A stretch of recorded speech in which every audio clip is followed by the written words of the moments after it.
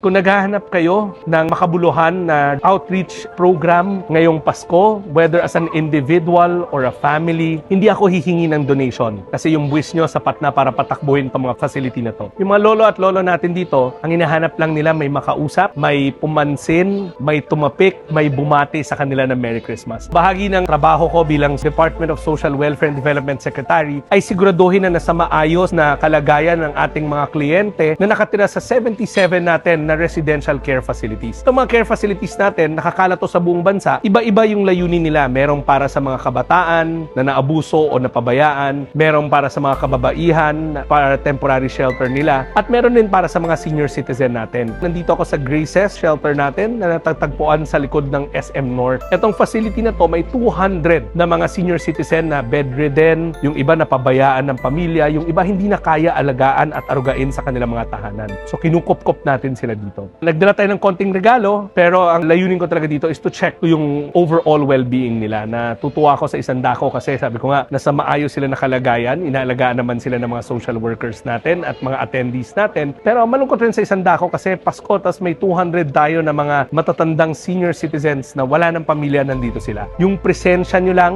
sapat na na regalo sa ating mga senior citizen. Kung naghahanap kayo ng makabuluhan na outreach program ngayong Pasko, whether as an individual or a family, hindi ako hihingi ng donation kasi yung buwis nyo sapat na para patakbuhin itong mga facility na to. Yung mga lolo at lolo natin dito, ang hinahanap lang nila may makausap, may pumansin, may tumapik, may bumati sa kanila ng Merry Christmas. Sana bumisita kayo dito.